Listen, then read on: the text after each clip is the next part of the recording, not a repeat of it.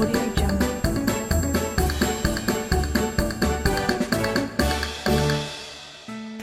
Hello everyone, have you brushed your teeth and combed your hair? Are you in your pajamas ready for bed? Are the curtains drawn and blankets tucked tight?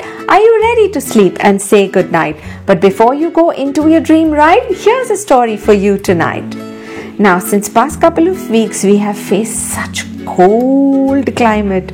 It is difficult to get out of our blankets every morning, isn't it? Now, all these cold mornings reminded me of a story I had read about a little boy named Sadik. So the story tonight is Sadik Wants to Stitch by Mamta Nayani and Nilofer Wadia. But before I start my story, I want to tell you about where Sadik comes from.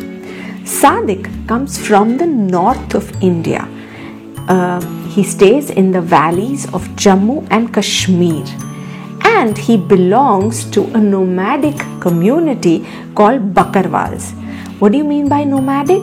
Nomadic are people who move from one place to the other in search of a better home, better work, and sometimes better climate. Now, Sadik, as I said, belongs to the Bakarwal community. In this community, the ladies of the house are beautiful embroidery women, and the men in the house are shepherds. They have goats and sheep. They sell the wool of the sheep and the milk of the goat, and that's how they earn money. So back to our story. Here goes. Sadik woke up to the soft gurgling sound of the river Lidar. At this early hour, it was the only sound that filled the valley. He slipped out from under his thin quilt into the chill of the dawn. Ammi was already awake and busy preparing his midday meal. Sadik had a quick wash and offered namaz and sipped his noon cha. Noon cha is a special beverage that you find in the north of India. This cha is made from milk, salt and baking soda. Mustn't sound very appetizing, but it's a very, very favorite beverage of everybody up north. I would like to try it someday. He was now ready to milk the sheep and then take them to the meadows, a chore he had inherited after Abba's death 2 years ago. So Sadik and his mama stayed alone in their tent. Papa was not there. Sadik walked across the hilltops with his flock in tow. He thought of the approaching winter and how he and the other members of his community would move southwards before the river began, as Ammi would often say, a herd of wild bulls rising from their sleep. So the river is going to be in full force. So before that happens, they want to cross the river and go southwards. While the sheep grazed, Sadik studied the tinge of yellow on the beak of a magpie. It was the same color that Ammi had used in her stitches on one of her rug.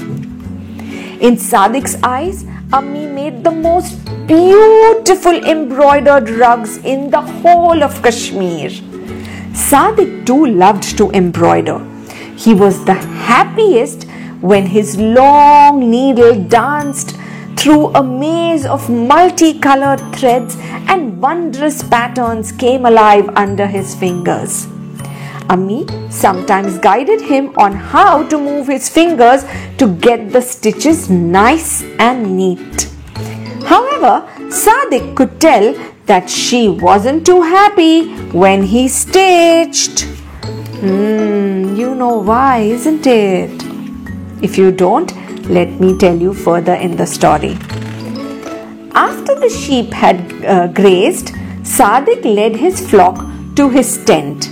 Inside, he saw Ammi look up from her work and smile at him. Spread across the floor in front of her was a beautiful woven rug. Sadiq took his usual place next to Ammi. He watched as her gifted fingers created a brilliant tapestry. Whenever Ammi embroidered, Sadiq would thread the needle for her. Sometimes she would let him stitch patterns of his own on a corner of the rug.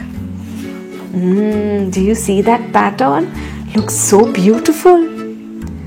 Abdul Chacha wants 2 rugs by the end of this week.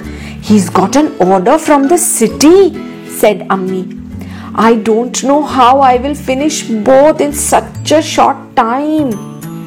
I can help you, Ammi, Sadiq said, quick to offer. Ammi frowned. No, Sadiq, she said. But why, Ammi? He asked. I know how to stitch. Because in our community, it is the women who stitch.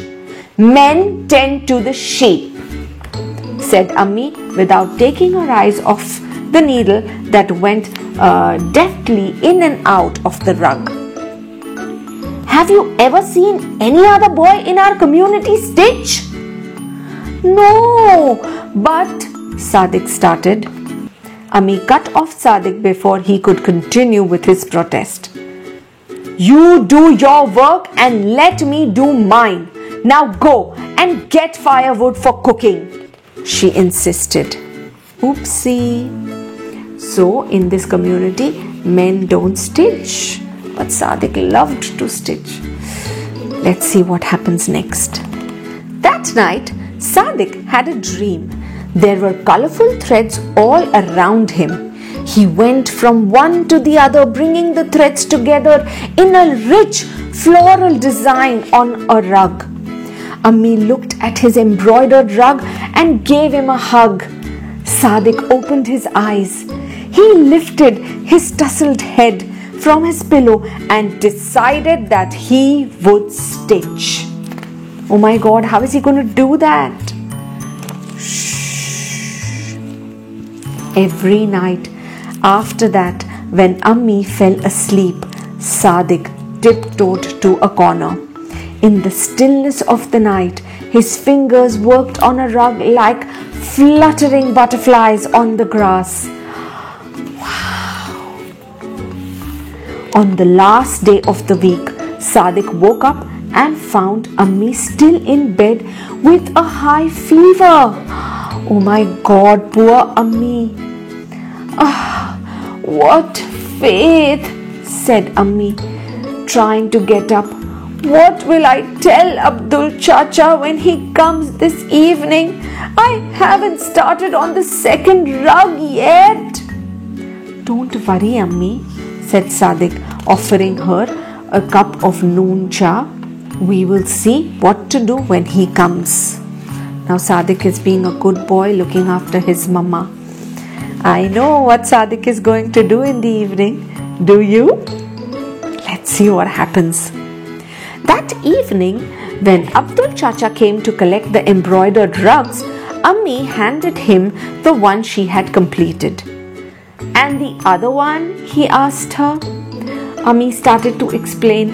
Abdul Bhai, I wasn't able to. I have it with me, said Sadiq. Before Ammi could finish her sentence, he pulled out a rug from underneath his mattress. Abdul Chacha looked at the rug. This is lovely, he exclaimed. But isn't this different from what I had ordered? He asked. Ammi was besides herself with disbelief. You made this? She asked. Sadiq, who quietly nodded. She took the rug from Abdul Chacha and ran her fingers lightly over it. I would like to keep this, she said. Please give me a few more days. Now that I have my little boy to help, I will have your second rug ready in no time, she told him, beaming. Abdul Chacha agreed and patted Sadiq. Wow, Ammi seems to be happy. Wow, this is so nice. Ammi then wrapped her arms around Sadiq and gave him a tight hug, just as he had dreamt the other night. So, you want to stitch, huh? Don't think it's easy. I am going to work you very hard. And no neglecting your other chores, Mama told Sadiq. Oh my God. Now Sadiq is going to do what he loves the most. The next morning, much to Sadiq's delight, Ammi displayed his rug for everyone to see. And when people gathered around to admire its patterns, Ammi told them, her voice bursting with pride, that it was her son Sadiq who had embroidered it. My God, I can't believe that Ammi was so proud of Sadiq. I am so glad Sadiq followed his passion and he followed his dream of embroidering. Today, I'm sure Sadiq is making beautiful rugs. I used to have one rug when I was little, but I don't have that anymore. I would love to have a rug, a Kashmiri embroidered rug with me. If you guys have it, please don't forget to share the pictures on either my Insta or my Facebook. On that note, good night, sleep tight, don't get into any pillow fights, and don't forget to like, share and subscribe.